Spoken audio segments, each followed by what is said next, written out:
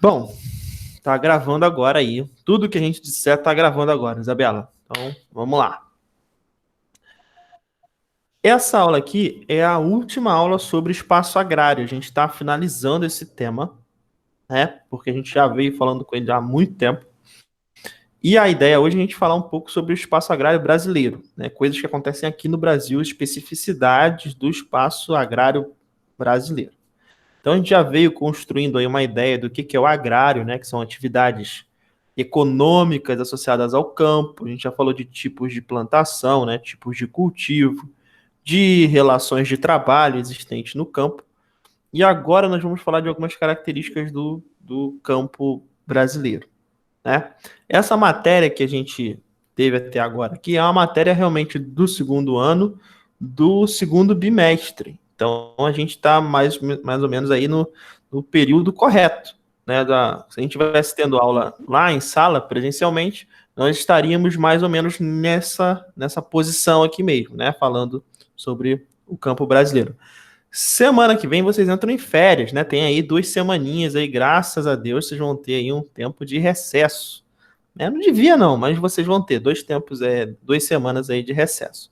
Então, foi bom a gente ter fechado aqui para ficar certinho. Então, na volta, a gente já vai falar de outro assunto. Vamos parar de falar de espaço agrário, tá? Mas, com relação a campo brasileiro, tem algumas coisas que são muito específicas nossas aqui do Brasil que a gente precisa tentar dar conta aí. A primeira coisa que eu vou escrever aqui, para a gente tentar fazer esse quadro junto, esse esquema que a gente sempre faz, é o seguinte: no Brasil existe uma forte concentração fundiária. O que é concentração fundiária, Daniel? Tá falando aí o que é concentração fundiária? Nós chamamos de concentração fundiária a seguinte situação. No Brasil, nós temos. Ah, isso não acontece só no Brasil, não, né? Acontece em outros países também, mas é o caso do Brasil. Concentração fundiária é a situação em que eu tenho muitas terras concentradas na mão de poucos indivíduos. E, no mesmo modo, eu tenho muitos indivíduos que vão ter que dividir as terras que sobraram. No final das contas, a terra está concentrada na mão de poucas pessoas. Né? A maior concentração de terras está na mão de poucos indivíduos. Isso que é concentração fundiária. E aí eu botei aqui alguns dados que trabalham essa concentração fundiária. Ó, 60% do Brasil, isso aqui são dados de 2013, não tem nem tanto tempo assim, né? 2013 tem aí 7 anos, né? A tendência é não ter mudado muito. 60% das terras brasileiras, como está nessa imagem aqui, elas pertenciam aí a uma pequena parcela da população. Olha lá, República do Latifúndio, das 5,6 milhões de propriedades existentes, 78 mil, ou seja, apenas 1% das propriedades, corresponde a 40% da área total dos imóveis rurais no Brasil. Então, o que isso quer dizer? Que 1% das propriedades, ou seja, 1%, quase 2, né? 1% das propriedades, elas têm o tamanho praticamente de 50% do Brasil. Enquanto os outros 98% das propriedades vão dividir o resto. Ou seja, existem propriedades muito grandes, propriedades enormes, né? Na mão, obviamente, de poucas pessoas, e ao mesmo tempo eu tenho uma série de agricultores, né, famílias que vão ter que dividir pedaços muito pequenininhos da terra. Isso é o que eu chamo de concentração fundiária. Dá para a gente perceber isso também aqui, ó. Olha lá.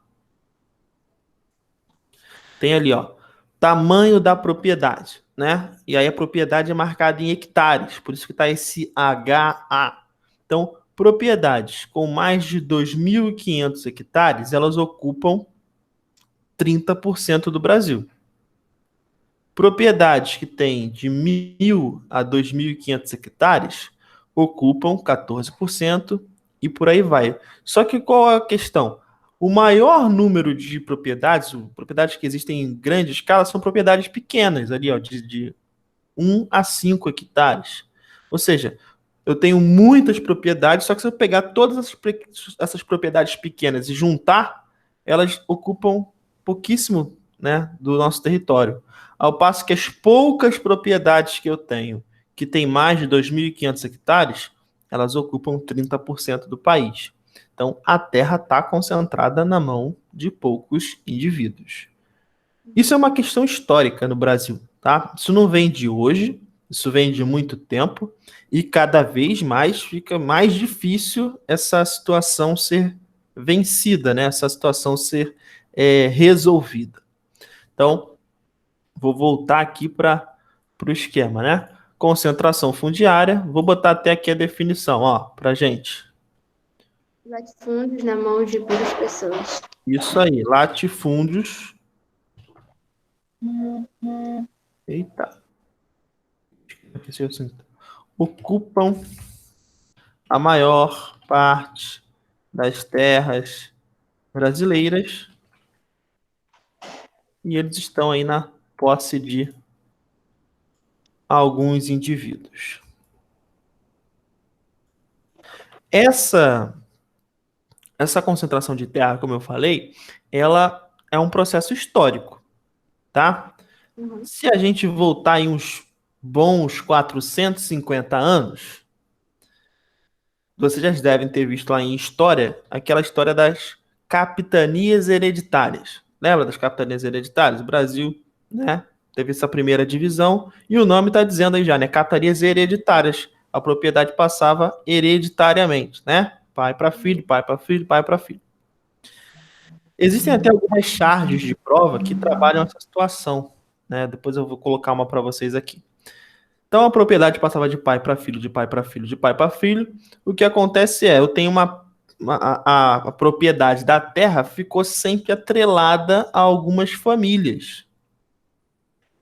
Essa situação, ela não foi trabalhada, ela não foi elaborada ao longo do tempo. Então, com o Brasil colônia, com o Brasil império, na verdade, essa concentração de terras na posse de algumas famílias, ela se reforçou.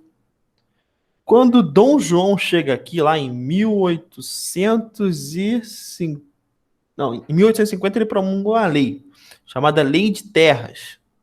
Ele já se dá conta, né? Porque até então a posse da terra é dada por Portugal, né? Portugal que dizia, ó, toma, essa terra aqui agora é sua, você pode plantar.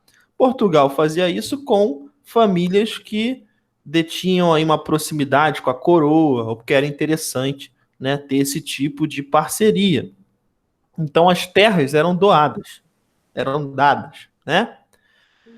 Essa concentração de terras na mão de poucas pessoas fez já que Dom João chegasse ali e falasse, ó, vamos promulgar aqui uma lei que a partir de agora qualquer pessoa pode comprar terra.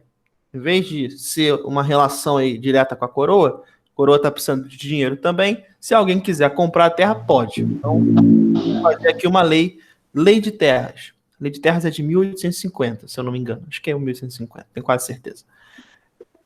Qual é o grande problema? Em 1850, quem é que consegue comprar terras no Brasil? Quem já é detentor de terras. Ou seja, quem já tem dinheiro, né? Quem já tem dinheiro, quem já é fazendeiro, vão ser eles que vão conseguir comprar terras no final das contas, né? Então eles vão aumentar suas propriedades, vão aumentar o seu domínio. Então o Dom João vai tentar ali resolver um problema, ele, pelo contrário, ele está reforçando essa situação. Por quê? Até então, a mão de obra é escrava, ou seja, a população em si, boa parte dela trabalha sem nenhum tipo de remuneração, não tem como comprar a propriedade da terra, e os pequenos produtores, pequenos comerciantes não vão ter dinheiro para comprar terras. Então, a terra vai estar novamente à mercê aí de grandes latifundiários, né, grandes cafeicultores, grandes, né, produtores de cana-de-açúcar e por aí vai. Então, essa concentração fundiária, ela vem sistematicamente. Com a abolição da escravatura em 1888, nós tivemos um processo abolicionista que não inseriu a mão de obra escrava, né? Não deu oportunidade a essa mão de obra escrava de ter posses de terra também. Ou seja, nós abolimos a escravatura e os escravos agora estavam a Deus dará, né? Eles que se resolvessem. Então a gente nunca promoveu um fácil acesso a essas terras. A gente nunca fez com que o pequeno produtor, aqueles com menos posses, tivesse acesso à propriedade da terra. Então, esse processo ele não é de hoje, ele vem sistematicamente acontecendo. Hoje se torna muito difícil nós fazermos essa redistribuição de terras, né? Fazer uma distribuição mais justa. A gente não fez isso, né, nos nossos quase aí, 520 anos. A gente não fez isso e cada vez se torna mais difícil fazer. Por que se torna cada vez mais difícil fazer? Porque esses grandes latifundiários agora, eles têm suas representações no Congresso, né? Tem a bancada ruralista, né, que a gente chama. Ou seja, eles estão ali para defender seus interesses, são pessoas poderosas, são pessoas que influenciam politicamente. Então, o processo de redistribuição dessas terras de maneira mais igualitária, né, de maneira mais proporcional, ele não aconteceu quando devia. Ele consta na nossa Constituição como um processo que o Brasil, o Estado brasileiro, deve promover, só que ele é promovido muito lentamente. Então, na prática, a gente nunca teve acesso do pequeno produtor a essas propriedades, tá? Então, o que é esse processo de divisão de terras? Seria o que a gente chama de, uma palavrinha que a gente já ouviu falar, que é reforma agrária.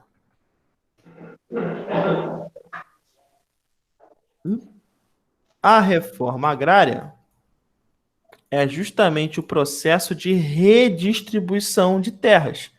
Em vários países isso aconteceu, tá? Vários países promoveram fácil acesso do pequeno produtor à propriedade da terra. Vários. Estados Unidos fez, Inglaterra fez, né? França fez, vários países fizeram. Nós nunca tivemos esse processo em larga escala. A gente nunca contemplou propriamente o pequeno produtor. O que faz com que o Brasil tenha essa característica aí de ser uma república de latifúndios, né? Os latifúndios ocupam a maior parte da terra no Brasil. Então, reforma agrária seria justamente o movimento para a gente vencer essa concentração fundiária, né? Então, a solução para a concentração fundiária é a reforma agrária. Reforma agrária que, né, no Brasil engatinha.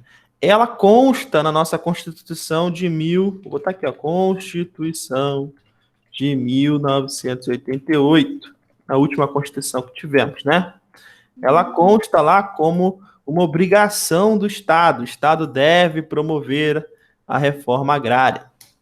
Só que, né, a gente sabe que a gente avançou, tá? O Estado vem promovendo aí assentamentos, né, para redistribuir terras improdutivas. Porém, esse ritmo não é nem a passo de formiga, chega a ser a passo de, sei lá, ácaros, microscópicos, né? A gente não avança nesse sentido, tá? O movimento que está muito associado a essa questão é um movimento que vocês provavelmente conhecem também, que é o MST, que é o Movimento Sem Terra. Sim. O MST, ele é um movimento, né, o maior movimento social do mundo, até onde eu lembro. Vou botar aqui, ó, 78. Deixa eu botar a definição, né, que eu não coloquei. Uhum. Redistribuição de terras de maneira mais igualitária. Então tá aqui, ó. Distribuição de terra de maneira mais igualitária. Deixa eu aumentar para ficar no mesmo tamanho. Tá. Ele consta na nossa Constituição de 88. E o MST tá aqui, ó. movimento sem terra, né? Vou botar aqui a definição, porque muitos confundem com o MTST. O MTST é o Movimento dos Trabalhadores Sem Teto, que é um movimento parecido, né? Então, MST, eu vou botar aqui, ó, Movimento dos Sem Terra.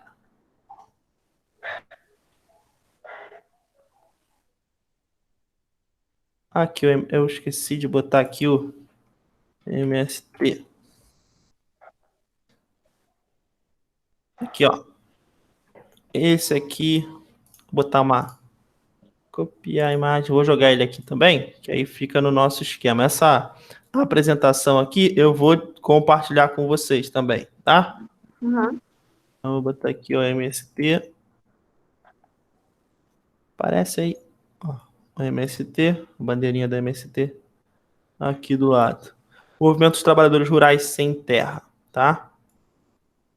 Esqueci do Trabalhadores, né, Rurais. Movimento dos Trabalhadores Rurais Sem Terra.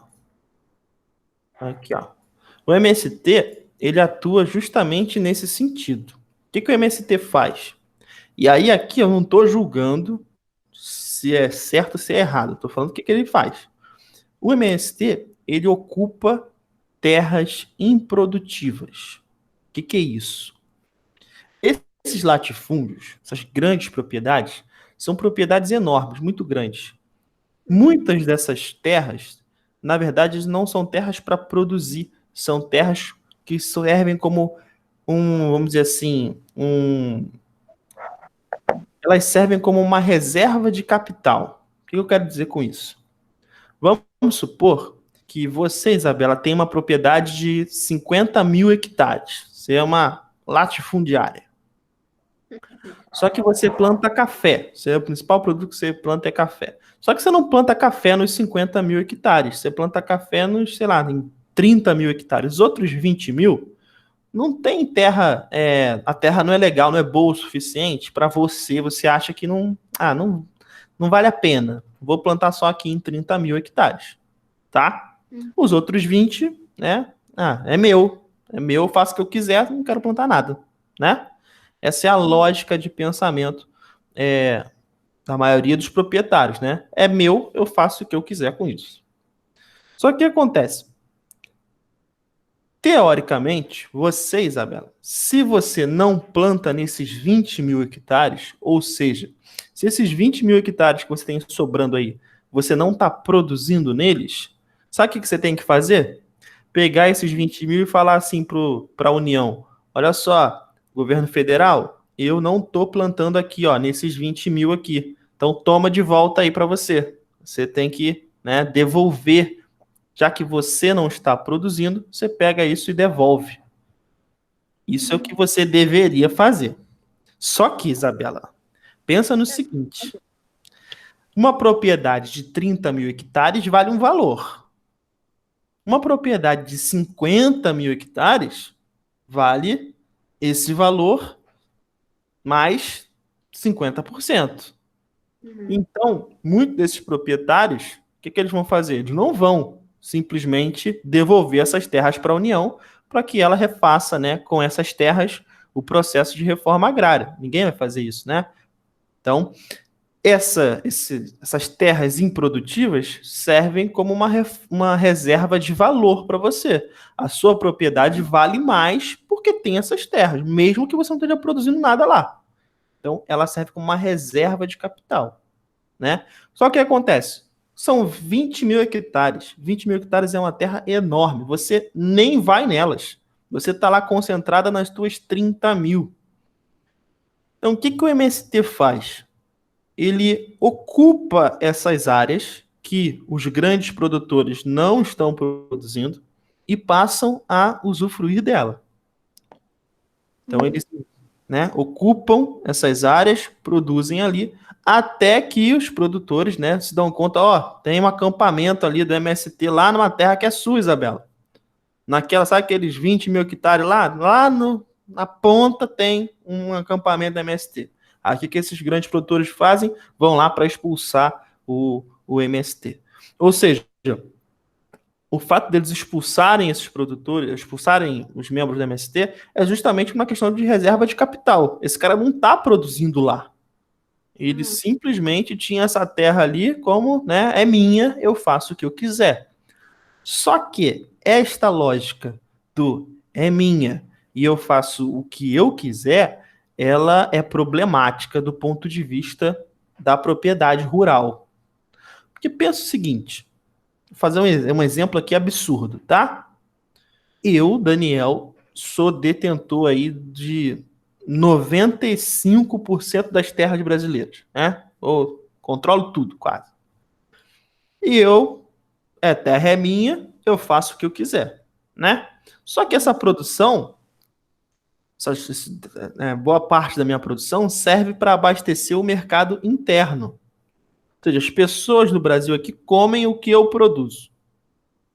Se eu simplesmente chego e falo, olha só, a terra é minha, eu faço o que eu quiser com ela e eu vou simplesmente não produzir nada esse semestre. Não quero produzir nada, não vou fazer nada. O que acontece com a população brasileira que consome, sobretudo, a minha produção?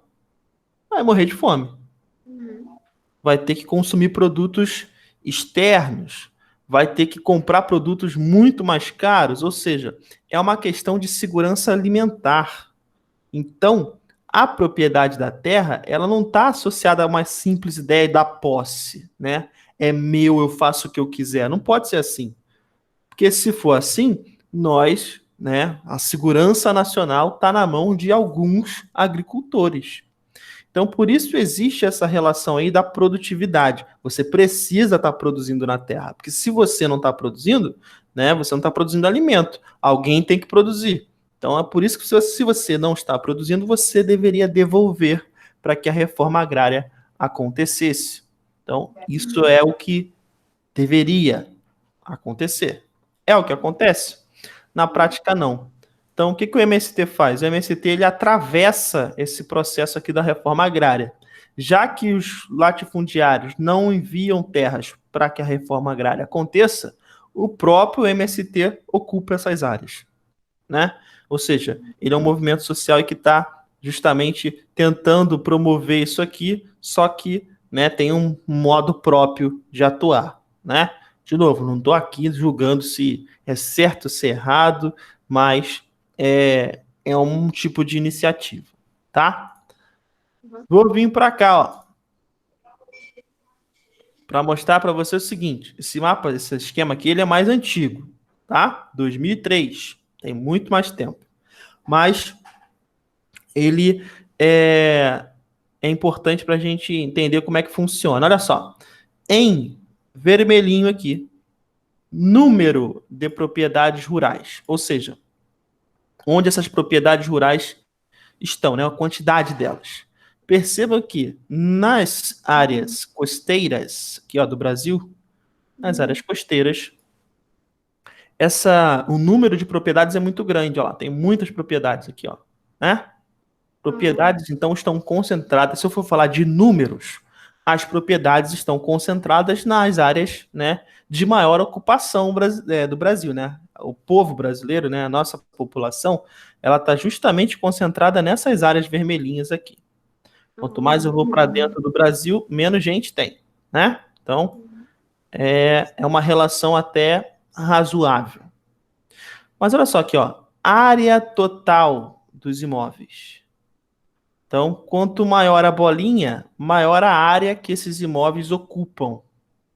Então, perceba que é justamente o inverso, ó. As áreas que esses imóveis ocupam aqui, ó, na área costeira, são pequenas.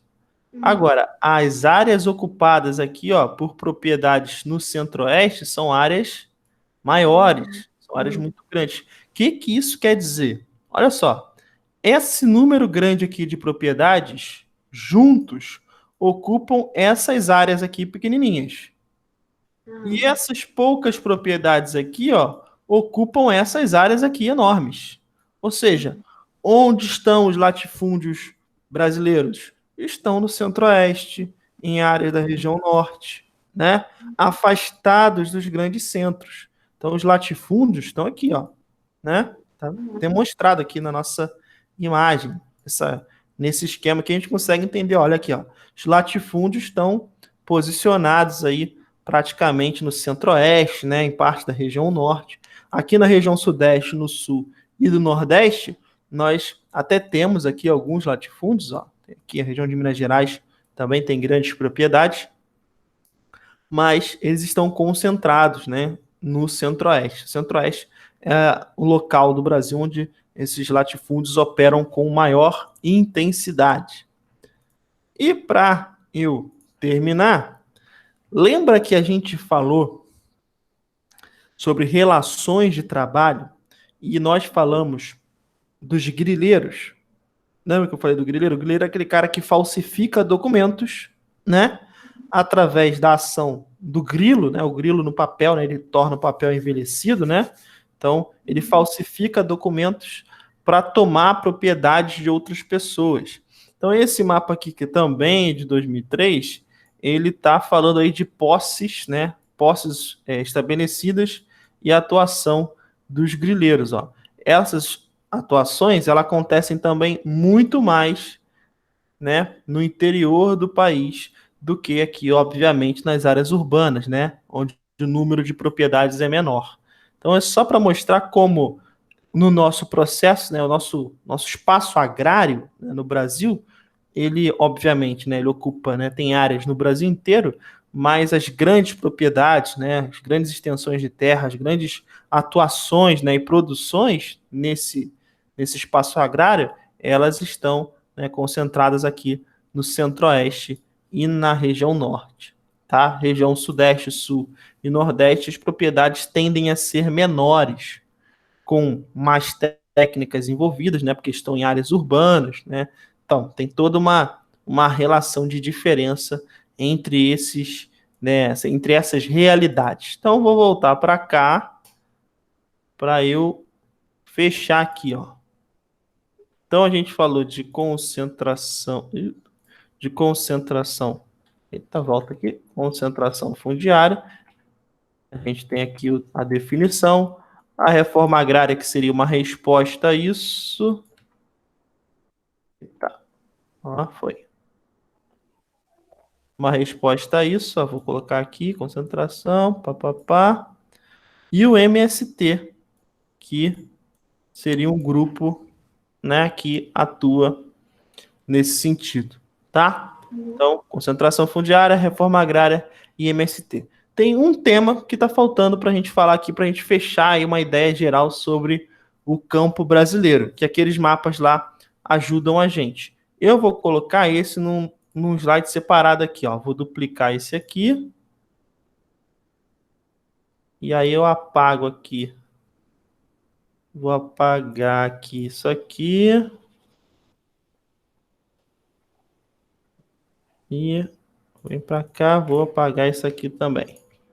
O que faltou a gente falar, e é rapidinho, da expansão da fronteira agrícola.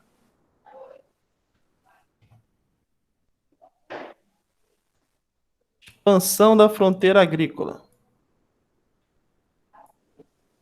Vou voltar para o mapa aqui para ajudar a gente, ó. Esse mapa aqui tá bom. Voltei para cá. Nesses dois mapas, a gente consegue ver um fenômeno muito específico e até, de certa forma, racional, né, natural. Que é o seguinte, temos muitas propriedades espalhadas pelo Brasil inteiro, porém, né, a região norte aqui, ó, existe aí um vazio, vamos dizer assim, né? Um vazio demográfico aí, ó. Tanto de número de pessoas quanto de propriedades, né? Isso também se repete aqui, ó. O estado do Amazonas, por exemplo, né, tem menos áreas ocupadas aí, algumas áreas do Pará também tem áreas totais dos imóveis, áreas reduzidas. Por que que nessas áreas eu tenho poucas propriedades? Por causa da floresta amazônica, né? É uma área de difícil acesso, é uma área que tem, né, dinâmicas próprias e, por sua vez, né, ocupar a região foi muito difícil e também, né, estabelecer, então, nessa região propriedades também se tornou difícil. Só que, com o aumento das propriedades, né, na região centro-oeste, e falta de fiscalização de áreas de preservação ambiental, né, realmente fiscalizar essas áreas é muito difícil, o país é muito grande, né, então fiscalizar isso tudo é realmente muito complicado. O que tem acontecido? Nós temos cada vez mais avançado, né, a gente tem cada vez mais avançado aqui, ó, as propriedades, tomando cada vez mais áreas da floresta amazônica. Então, as propriedades rurais, sobretudo no centro-oeste, associadas à criação de animais, elas estão cada vez mais tomando terras da floresta amazônica. Então, a gente chama isso de expansão da fronteira agrícola. O que é a fronteira agrícola? É até onde nossa produção está indo. Então, com o passar dos anos, o que está acontecendo? A gente está avançando essa fronteira cada vez mais, tá? Então, a gente está avançando e tomando áreas da floresta amazônica. Vou mostrar aqui para você, ó. Expansão da fronteira agrícola, que já aparece aqui. Então, nós tivemos alguns movimentos, né? E a gente está atualmente nesse terceiro movimento aqui, ó. Primeiro movimento de expansão agrícola brasileiro. Deixa eu trazer para cá. Fica melhor. Vamos jogar para cá. Para cá. O primeiro movimento. Primeiro movimento lá, ó, quando nós tínhamos ocupação somente da região Nordeste. A região Nordeste fazia plantação de cana-de-açúcar, né? Nós tivemos um movimento de expansão aqui. Depois, com a chegada de imigrantes, né? Depois da mão de obra escrava, uma ocupação, sobretudo aqui, ó, na região sul e sudeste. E agora esse movimento de expansão está no centro-oeste, o que faz com que aqui, ó, as áreas da floresta amazônica estejam sendo cada vez mais ocupadas. Então, nesse momento, ó, a área onde a gente tem aqui esse processo acontecendo seria essa área aqui. Abre a imagem. Seria essa área aqui, ó. Áreas próximas, né, à floresta amazônica. Essas áreas são áreas sensíveis nesse momento. São áreas onde as propriedades estão aumentando de tamanho, a cobertura de floresta está diminuindo. Isso gera impactos ambientais enormes. Até porque a Amazônia, a floresta amazônica, ela é muito importante para que algumas áreas, sobretudo aqui do centro-oeste e do sudeste, sejam áreas úmidas, sejam áreas com floresta, área com vegetação. Porque se não fosse a floresta amazônica, essas áreas provavelmente seriam áreas, né, de clima mais árido. Porque a floresta amazônica ela emite muita umidade para o ar. Então, quanto menos cobertura vegetal eu tenho, menos umidade está sendo fornecida para o ar, esses locais se tornam áreas mais secas. Então, até mesmo do ponto de vista produtivo, não seria interessante essas propriedades avançarem muito, porque se isso acontecer, prejudicaríamos as próprias propriedades que já existem no centro-oeste, né? O clima se tornaria mais seco, a produção se tornaria pior. Então é um problema que a gente precisa olhar com seriedade, com calma, e o poder público tem que olhar isso com calma. Mas realmente fiscalizar isso se torna muito difícil e muitas vezes, né, esses produtores têm muita força política nos locais, né? Então eles acabam dando aquele jeitinho brasileiro, né, que a gente conhece, para continuar com que esse processo aconteça, né? Então, quando a gente fala de campo brasileiro, oh meu Deus, volta para cá. Quando a gente fala de campo brasileiro, esses são os nossos principais temas. Então, vou só colocar aqui, ó, expansão da fronteira agrícola, avanço da produção agrícola no sentido da floresta amazônica. Decidi botar um F maiúsculo aqui e um A maiúsculo aqui. Esse processo acontece sobretudo no centro-oeste. Vou colocar aqui também falta de fiscalização. Posso colocar aqui também tipos de produção que nós vimos, que é aquela agricultura itinerante e pecuária. Pecuária. Oh, meu Deus, o acento não saiu. Pronto, aqui. Então, ó, vou botar aqui expansão da fronteira agrícola. Isso vem para cá. E eu posso associar isso tudo aqui, ó, que acontece no Centro-Oeste. E eu posso associar isso à falta de fiscalização, à agricultura itinerante e à pecuária. Pronto. Vou fazer aqui aquele esquema aqui. Então, tem que fazer rápido para ficar mais reto possível aqui, ó. Ah. E aí eu posso associar isso a essa história aqui, ó. Fiscalização, falta de fiscalização, agricultura itinerante e a pecuária. Tá bom? Dúvidas, Isabela? Faça a voz aí das pessoas. Nenhuma? Não. Não? Beleza, então. Gente, vou parar de gravar aqui e esse é o último conteúdo. Vou colocar uns exercícios lá para vocês fazerem, pra vocês não ficarem as férias sem fazer nada. Mentira, faz essa semana logo para vocês se virarem. Vão ser só 5 questõezinhas, só para você gente amarrar essa ideia. Você vou fazer no Google Formulários mesmo, você responde pelo próprio celular, tá? Só para deixar esse exercício na sua cabeça aí, tá bom? Tá. Beijo. Isabela, vou fechar aqui então um vídeo para ele parar de gravar, tá? Boas férias para vocês todos, né, que estão assistindo, e a gente volta depois aí renovados, se tudo der certo, tá bom? Beijo, manda um beijo para sua mãe, Isabela. Ah, tá bom, mãe, mandou um beijo. Ela mandou. Tchau, tchau. Tchau.